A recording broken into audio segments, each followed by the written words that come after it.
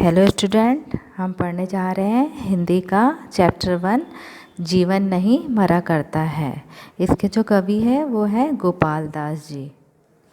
छिप छिप अश्रु बहाने वालों, मोती व्यर्थ लुटाने वालों, कुछ सपनों के मर जाने से जीवन नहीं मरा करता है।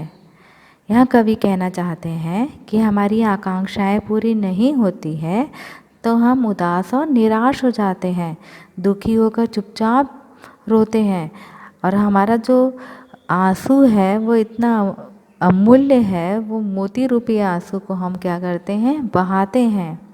हमें ये याद रखना चाहिए कि कुछ आकांक्षाओं के पूर्ण नहीं होने से हमारा जीवन समाप्त नहीं होता है।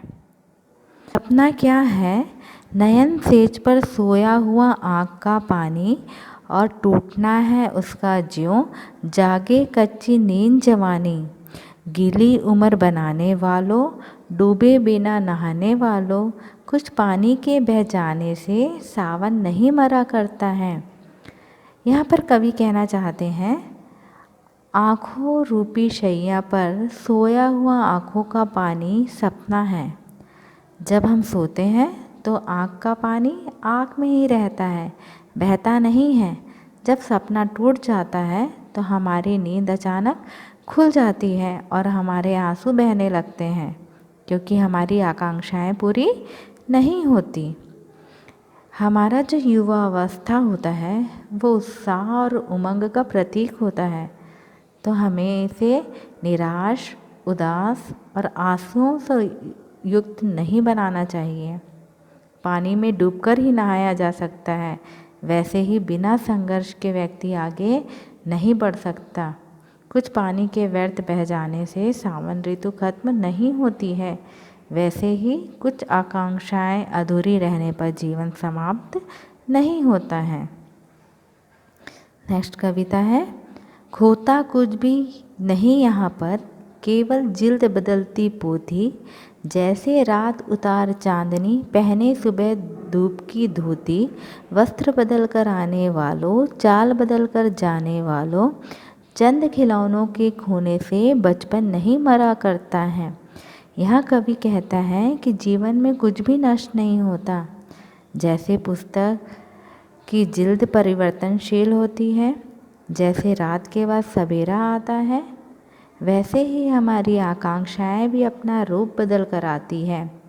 जिस प्रकार कुछ खिलौनों के गुमने से बच्चों का बचपन खत्म नहीं होता, बच्चे दूसरे खिलौनों से खेलना प्रारंभ कर देते हैं, दूसरा साधन ढूंढ लेते हैं, उसी प्रकार हमारी आकांक्षाएं पूरी नहीं होने से हमें व्यस्त रहने के दूसरे उपाय अपना लेना चाहिए।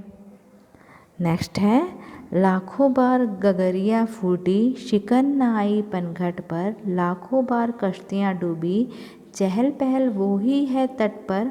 तम की उम्र बढ़ाने वालों, लौ की आयु घटाने वालों, लाख करे पतझर कोशिश पर उपवन नहीं मरा करता।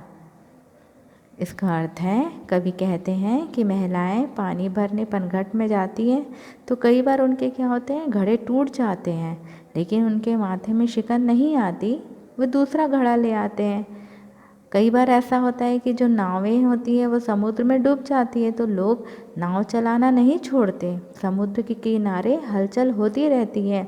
वैसे ही निराशा के बाद क्या आता है, जो निराशा है वो अंधकार का प्रतीक है और निराशा के बाद फिर से आशा आता है, यानी फिर से उजाला आता है।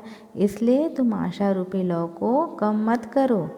पतझड़ में क्या होता है, पेड़ों के पत्ते झड़ जाते हैं, लेकिन इससे बगीचा खत्म नहीं होता। इसी प्रकार आकांक्षाओं का सिलसिला है, एक नहीं तो दूसरी आकांक्षा सजा लो। नेक्स्ट है, लूट लिया माली ने उपवन, लूटी ना लेकिन गंध फूल की। तूफानों तक ने छेड़ा पर खिड़की बंद ना हुई धूल की। नफरत गले लगाने वालों, सब पर धूल उड़ाने वालों, कुछ मुकड़ों की नाराज़गी से दर्पण नहीं मरा करता है। कवि यहाँ कहना चाहते हैं, जो माली होता है स्वयं के बनाए हुए बगीचे को कभी नष्ट नहीं कर सकता, किंतु फूलों की सुगंध को वह छीन नहीं सकता। तूफानों के आने पर धूल आ जाती है। घृणा करने वालों तथा निंदा करने वाले लोग भले ही नाराज हो जाए, लेकिन जीवन रूपी दर्पण में उनका प्रतिबिंब दर्शित होता है। Thank you.